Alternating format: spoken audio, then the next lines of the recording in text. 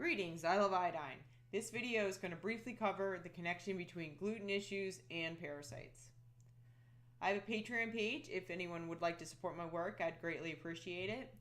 Also, if you haven't, please subscribe to my channel. It'd be really helpful. And also like the video if you find that you like the video. I really do appreciate all of your support and taking the time to check out my video. Thanks.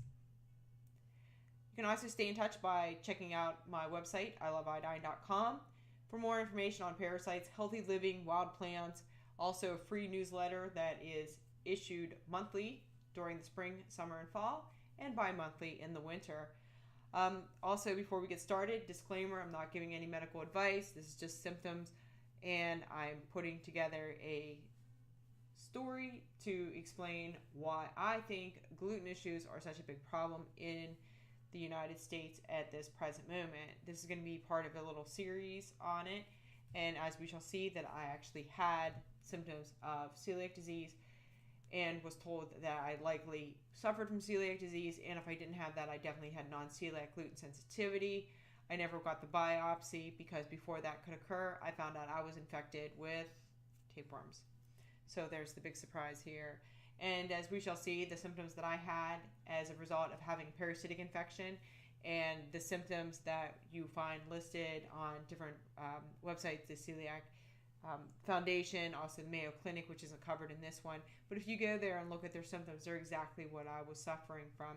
Once I was able to address the parasitic infection, I can now eat gluten again. I can eat other foods that I couldn't eat during that time, including dairy, which became an issue as well.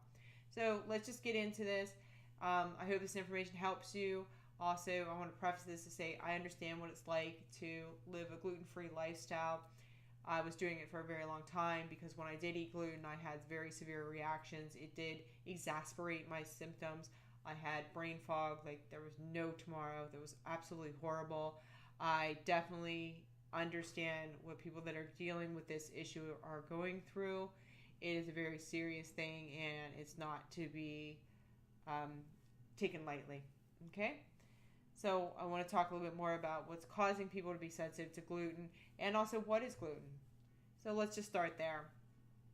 We know that these products contain gluten here, the cookies, baked goods, breads, cereal grains.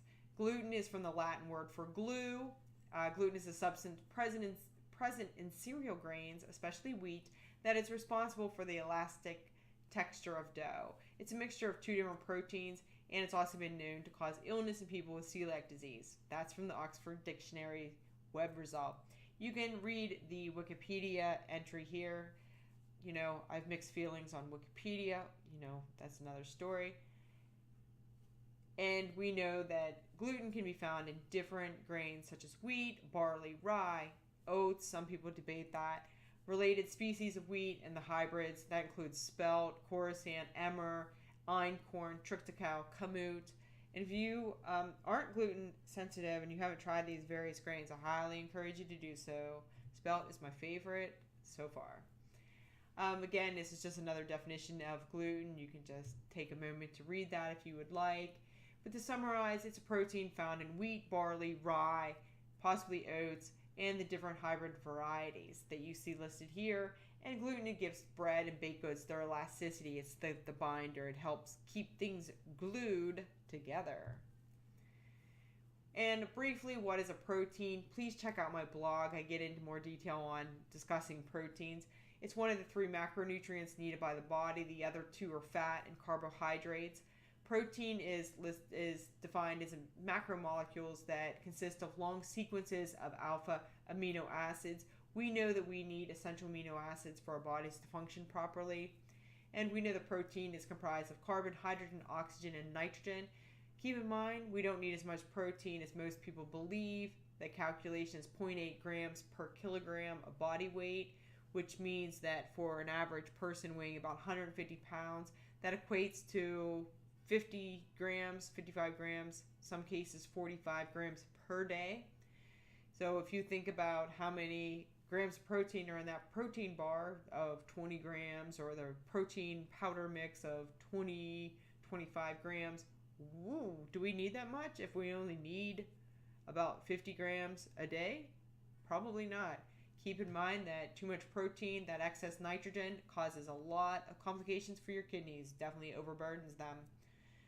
So that is something to consider. The reason the calculation is messed up, I see it in articles in magazines where instead of saying 0.8 grams per kilogram of body weight, they just put the word pound in there for kilogram, because I think a lot of people in America, in the United States, we don't really understand metric units, so we think that a pound is a kilogram.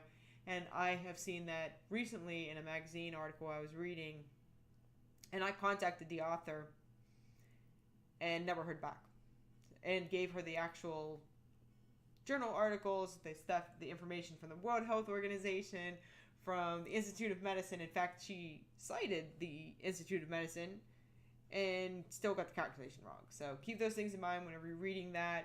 Even though it's in a magazine, it might not have actually been well researched. So why is gluten such an issue in modern society? We have to realize that gluten was consumed for millennia. Bread is the staff of life.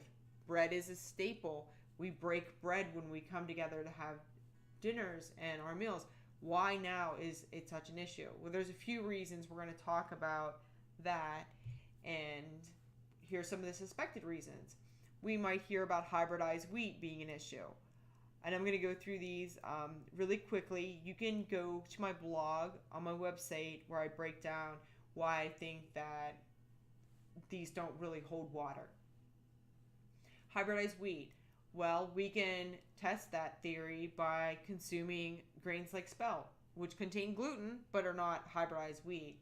We know that they've done a lot of negative things to the wheat. They've hybridized it. It's not the wheat of our great-grandparents. But there are definitely ancient varieties of wheat out there that we can, test that theory against. And if there's still a problem, then clearly hybridized wheat is not causing the increase to the degree that they're speaking. Of course, genetically modified foods, I'm not a person that thinks that those are healthy for consumption by humans or animals. But you can get organic, which is not genetically modified, and if you're consuming organic grains, well, then you can rule that out as well. Glyphosate, which is also known as Roundup, and it's used on grains as a desiccating agent. That means a drying agent at the time of harvest. Well, organic grains aren't sprayed with glyphosate, so if you tested by getting organic grains or organic breads and we're still having an issue, then that would rule that out. Can't be a glyphosate because you can isolate that. You can control for that variable. Leaky gut. Well, what causes leaky gut? I will tell you one thing that causes it is pathogens. If you have tapeworms or hookworms or any other types of parasitic infection inside your gut, the worms are going to use their hooks and suckers to attach themselves to you. Well, of course, that's going to penetrate and leave some holes. And also, we know that fungus like Candida can actually penetrate through your intestinal lining as well. That's often, if you have a parasitic infection, you will have a fungal infection. They do coexist. They're called co-infections. Keep those things in mind. Another thing people will say, well, the reason people can't eat wheat and they can't eat gluten is because of improper preparation. Our ancestors were sprouting the grains. They were fermenting them in the forms of sourdough breads, for example, and they were soaking them in long times. And that breaks down like the anti-nutrients and it makes it easier to digest. Those things are true. I highly encourage people to do that. It's a much healthier way to eat grains. But if you go out and you get yourself some good organic sourdough rye bread, so we're not dealing with hybridized wheat, we're not dealing with GMOs, glyphosate, and we're properly preparing it, and you still have a problem, well, okay, so let's keep going further. Lately, FODMAPs is coming up, and that's the fermentable oligosaccharides, the disaccharides, and the monosaccharides, and the polyols. And so these are called the fructans, and things that are high in fructose cause a lot of problems. Well, that is true. When I was dealing with a parasitic infection, I didn't know I had a parasitic infection. I had a lot of trouble eating dried fruits, certain fruits. It definitely would cause a storm inside my intestines and would cause a lot of symptoms. And that would make sense because if you have parasites or other pathogens, they're going to feed on those sugars. and they are going to eat. When things eat, they go to the restroom. So you have that cycle of them eating and then excreting their metabolic waste. You're going to get all those excess gases. Some people will say it's SIBO, small intestinal bacterial overgrowth, and that's why people can have FODMAPs, is because they have overgrowth of this bacteria. Well, the way people test for that is they do a breath test, and if certain gases are present, then they say you have SIBO. Well, wouldn't it make sense that parasites and other pathogens like fungus would be emitting the same gases? But it seems nobody wants to mention the P word. It seems a lot of people want to pretend that doesn't exist. Well, it does exist because it happened to me, and I know it's happening to other people. Again, not making any medical claims, but common sense will tell you that. And again, I got it from eating sushi. Sushi did not become popular in the United States until a few decades ago, and look at the increase of celiac disease. I'll do a separate video on that where I show the trajectory. And I also will say that the first sushi restaurant was opened in 1966 in California. So that was just about 51 years ago. And that's what we're seeing. We're seeing this trend of this last half century of celiac disease and gluten issues. And as you shall see, the issues and symptoms I had with having a tapeworm infection are exactly the same symptoms of celiac disease. And that's what we're going to cover in this video. So again, for me, it was tapeworms. We're not going to get into how I discovered that I had a tapeworm. That's a story for another topic. We want this video to be incredibly long. So let's get into this. The celiac tapeworm connection. Those nasty little worms. And they are disgusting, but they're better out than in. So what I'm illustrating here is the overlap of celiac disease and non-celiac gluten sensitivity symptoms to the symptoms, illnesses, and diseases that I had suffered while living, if you will, with a parasitic infection. Now, how I'm going to color code this is the first slide is just going to show the symptoms. And then on the next slide, I'm going to show you the ones that I had. The ones that are highlighted in yellow, the ones that I had often or frequently, basically all the time. Orange would be occasionally. Red would be not applicable, maybe because some of the symptoms are specific to children or adolescents. And some were because maybe are symptoms that are a matter of severity. And I'll explain that when we get to it in a moment. This is from the website, The Savvy Celiac. These are the symptoms. I'll read through those. Headache, vomiting, thyroid disease, depression, anxiety, acid reflux, infertility, gassy, hungry, overall poor health, racing heart, joint pain, cell masses on thyroid and or breast, osteopenia, which is just thinning of the bones, spastic colon, irritability, dermatitis, bruising, scoliosis, arthritis, and osteoporosis. Okay, these are the symptoms of gluten intolerance and celiac disease, okay? These are the symptoms that I had. Again, yellow is things that I had basically all the time. Headache, often. Vomiting, I don't throw up very easily, but I did sometimes. Thyroid disease, diagnosed with subclinical hypothyroidism, no longer have that issue anymore. Depression and anxiety, definitely anxiety was a huge issue. I was having full-blown panic attacks. Wake up in the middle of the night. I mean, it was just absolutely horrible. Teeth grinding I had too, which is not on here, but it's definitely something I had. Acid reflux, so I would just not eat certain foods and it got better. Infertility, yes, I absolutely had that. Was going to actually see a doctor for years, which was a gynecological endocrinologist, and I've had my hormone levels checked for years, and they could not understand why I had zero. Really just low levels of everything, which is very damaging. I ended up getting osteopenia, which was, I had a DEXA scan, so I have all of these records this is not something that I can't substantiate. I have years of medical records to explain this. Anyway, also infertility, I was suffering from amenorrhea for 9 years, where that means you don't have a menstrual cycle. So from the time I was 34 until I was 43, did not have a menstrual cycle. Once I got rid of the parasitic infection, guess what returned? You guessed it. And it's been regular ever since.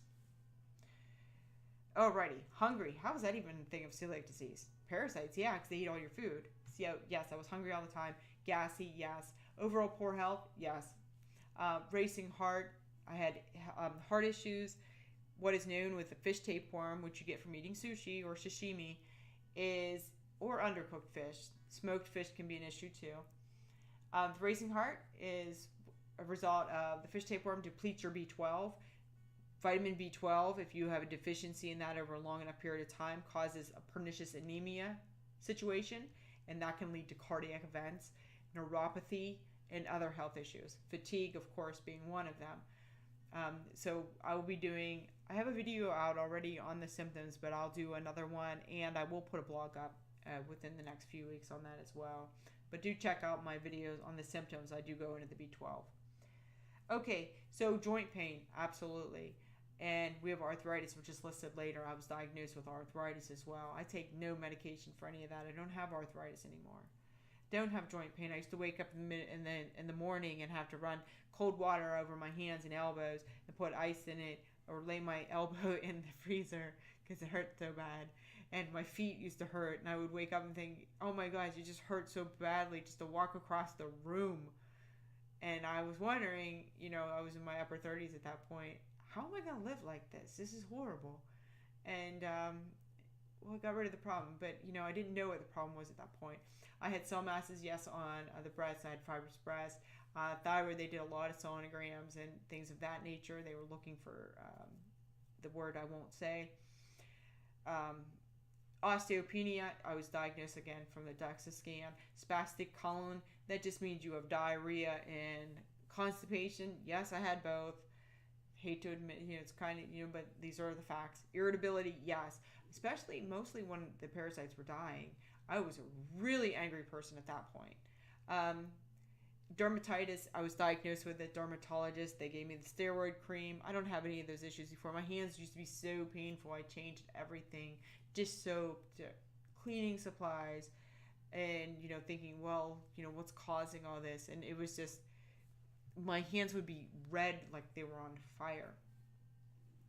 I easily bruised. Scoliosis wasn't something that's typically a developmental thing that happens to children. I don't believe that, so no, I did not have that.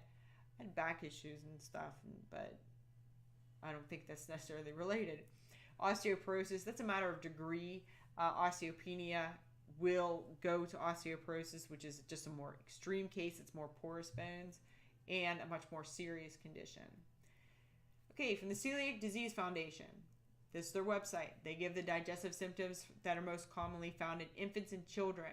I'll go through those.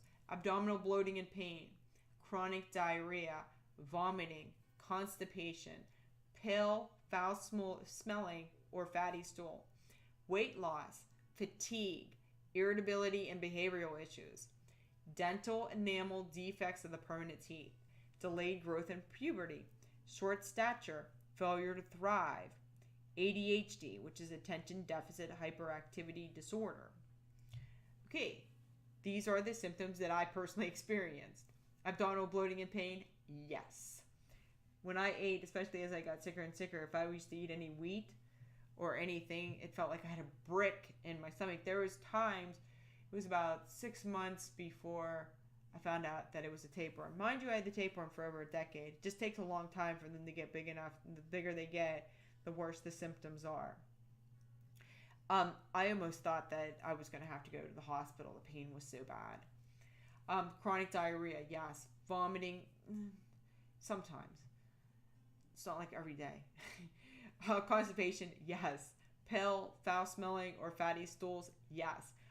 If you have parasites, they can impact your gallbladder because they can actually physically block your ducts. That's ducts, D-U-C-T, not the quacky duck.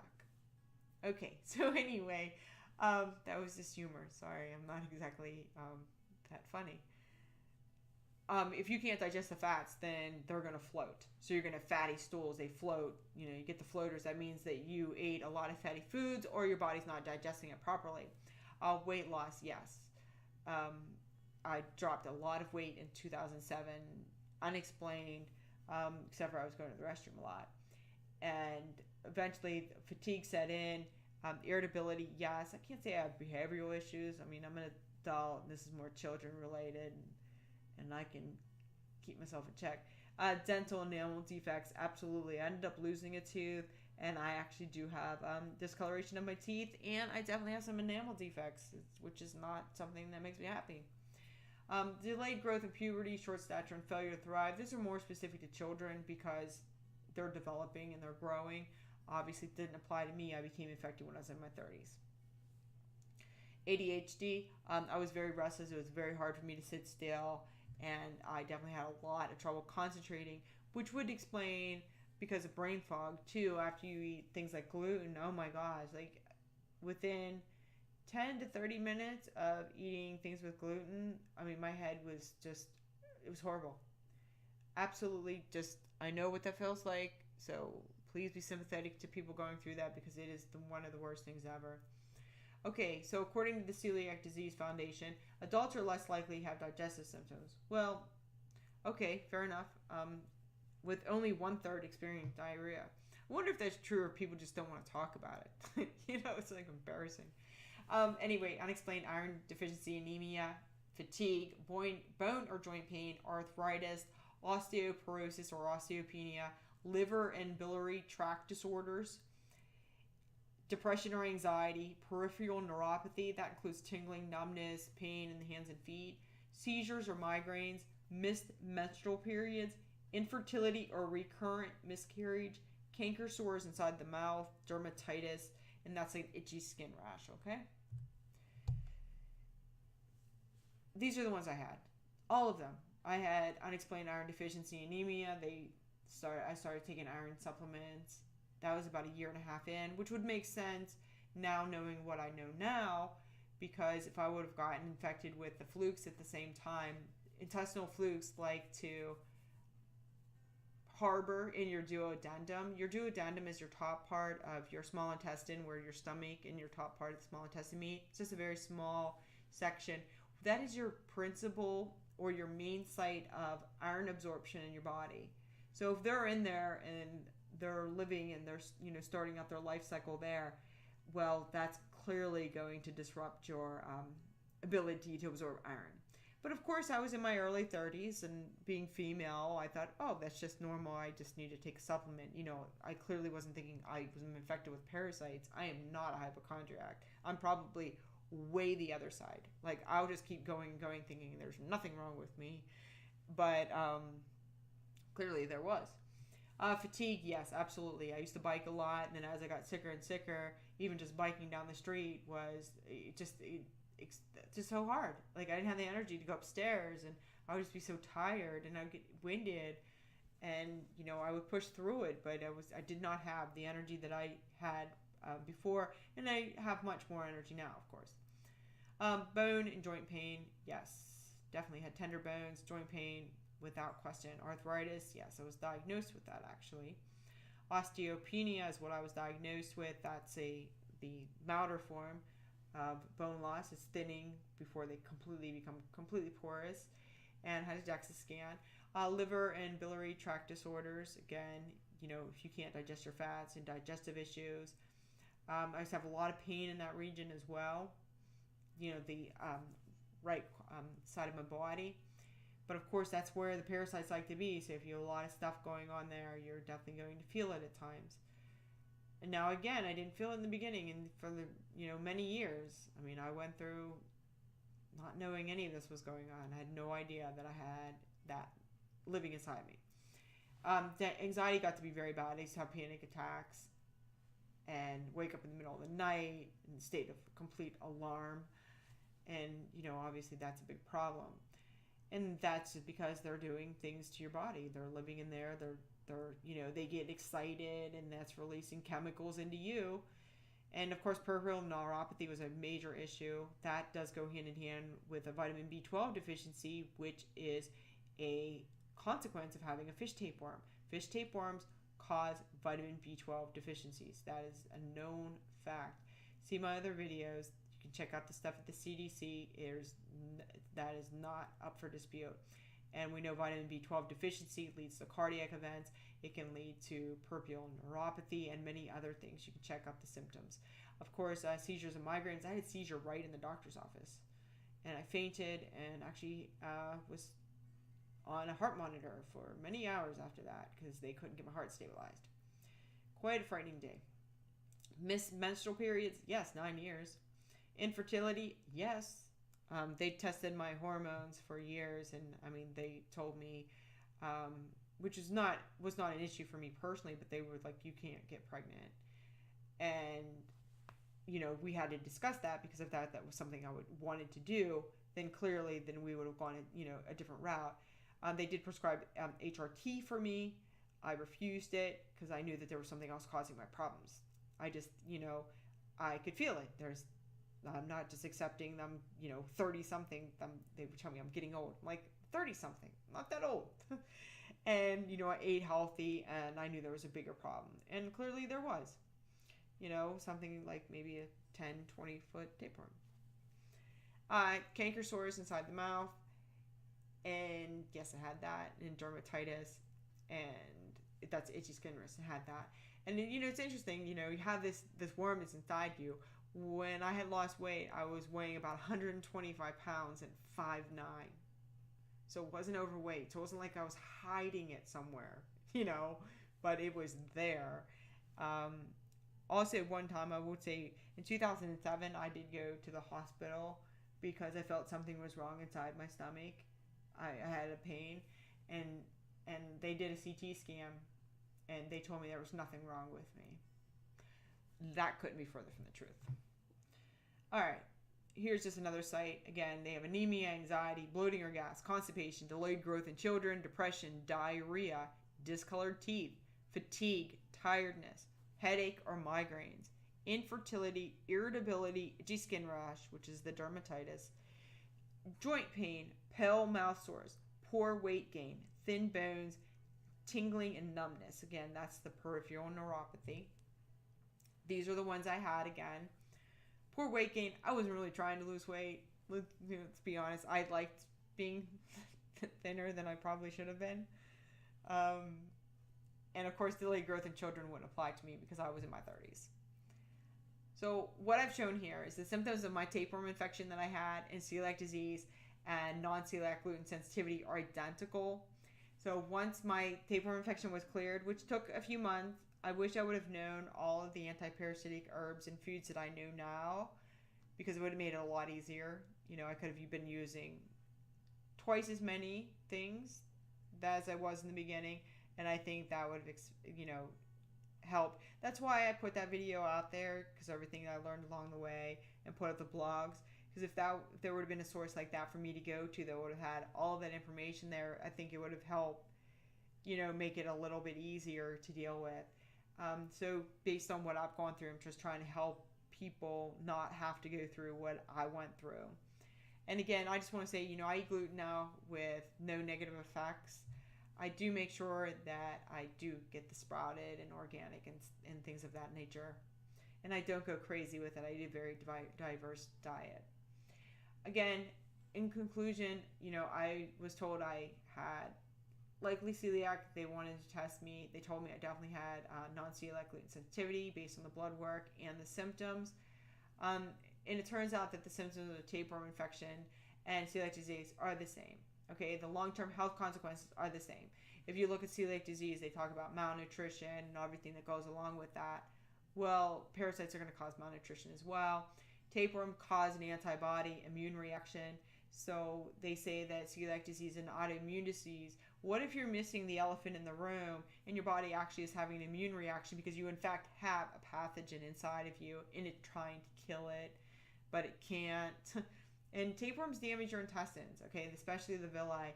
If you think about a tapeworm with their hooks and suckers, they're laying there, they're laying flat, and they're laying on it. And I'll cover in a different video. But the analogy is if you have a carpet, which is how they describe the villi, you know, like plush carpet. And if you sit something down on your carpet, it's going to flatten down. So if you have a tapeworm or other parasites, you know, putting pressure on your intestinal villi for weeks, months, even years, like in my case, yeah, it's going to wear that down.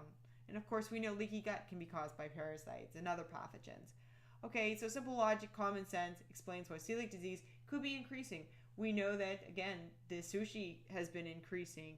We definitely know that we're not doing regular parasite cleanses like our grandparents, great-grandparents did, do yearly cleanses. They do the dandelion greens in the spring, the castor oil. People in the South, it was very common to use turpentine, once or twice a year. And they knew to look for symptoms of tapeworms, pinworms, and then address them. They knew to use wormwood and get it growing out in the wild. And, they had that knowledge. The Native Americans had a great wealth of knowledge on how to deal with parasites. Parasites are all over the world. They're not in a third world nation. They're everywhere. If you eat beef, you eat pork, that's where it is. You can get tapeworms, roundworms. If you eat fish, sushi, undercooked fish, on the rare side, you can get it. If you eat your beef on the rare side, medium rare, medium, you can get a tapeworm. If you have a dog or a cat, you can become infected with parasites. You can get tapeworms, roundworms.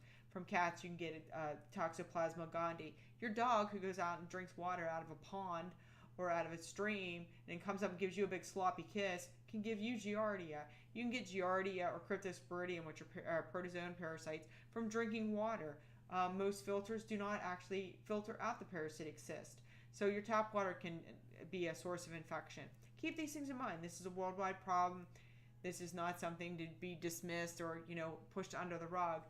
If you have any of these symptoms, I really highly encourage you to talk to your doctor or somebody that you can, work with for medical reasons to try to figure out if this is a possibility. Keeping in mind that a lot of tests for parasites are false negatives because parasites operate on a cyclic system. So if they're not in a reproductive stage, you might not see any eggs. Okay, so again, in my opinion, if you have any of these symptoms, look for parasitic infections as being a cause. Another thing to consider is that the symptoms develop over time. They can be mild in the beginning, can occur intermittently, can easily be attributed to something else like IBS, IBD, Crohn's disease, colitis. Because what's the symptoms of IBS? I don't know.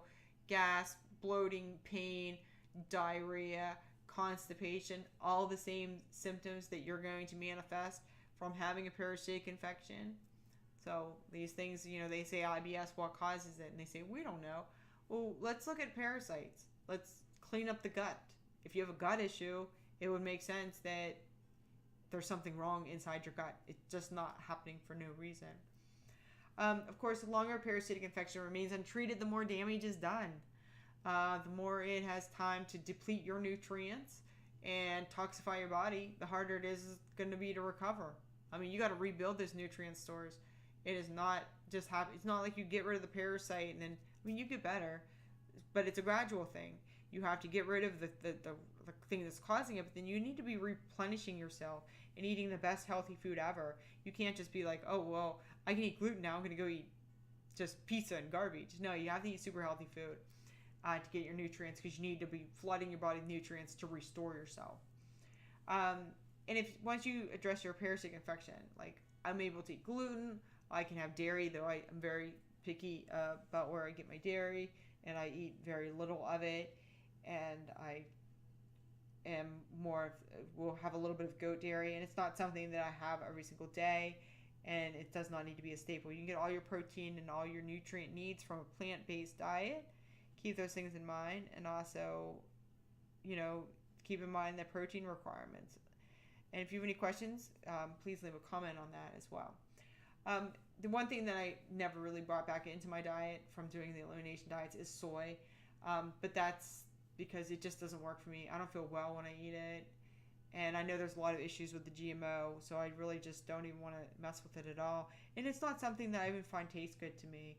And don't eat things that don't taste good to you. Even if people say, well, soy isn't healthy like they say. That's been, thrown upon us, but has been more of a marketing thing than anything. But in fermented soy, like miso and good quality soy sauce, that if you can get it, it's organic and non-GMO, and tempeh and natto can be very, very healthy diets. But you eat them in moderation and, things of that nature. But I honestly can't stand them. So, but that's personal preference. Again, I just mentioned about soaking and this sourdough methods. There's a company in Alabama. It's called To Your Health Sprouted Flour Company, and they have great selection of regular grains. You know, the regular cereal grains that are sprouted, and they dehydrate them and package them up. And you can also get the gluten-free grains as well. And they have a special going until December 31st of 2017. $1 on all shipping, 5 pounds to 50 pounds worth of products. And they have the best oats ever. I believe they're actually gluten-free as well. But they're very good. They're sprouted, they're rolled oats, and they also have just great products. Their amaranth is delicious.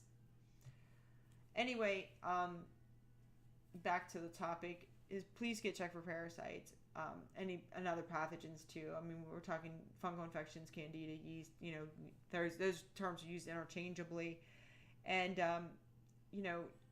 doing a parasite cleanse, I do very frequently, usually like every quarter or at least 6 months, and I eat a lot of anti-parasitic foods and try to make sure, because I can get infected by going to a salad bar. You can get infected by eating greens that aren't properly washed. This isn't something that is specific to meat, or having animals. You can get from eating anything or drinking water, you can become infected, and we need to be aware of that. All right, lastly, parasite is an organism that lives in or on a host organism, and the host would be you and me. So intestinal parasites are parasites in the gastrointestinal tract, and they attach to the walls of the small and or the large intestines, and that includes roundworms like pinworms and whipworms, and flatworms, which include your tapeworms and your flukes. Parasites can enter the body by eating contaminated food, drinking contaminated water, by transmitting agents like mosquitoes, ticks as well, by the way, sexual contact, kissing, and also via the nose or broken skin. So keep those things in mind. There are actually certain parasites that if you walk outside in contaminated soil, they can actually penetrate and bore through your skin and actually get in through you that way. It's like amazing. These things are, if they weren't so creepy, they would be so interesting, but they're so disgusting. I can't even give them that. But their life cycles are like so crazy. I'll be putting up some stuff on their life cycles. The CDC has great information on the life cycles. They do really good illustrations. All right, thank you. I really appreciate taking the time to listen to me talk through this video. I hope this information helps you and see things in a possible as a different, in a different way.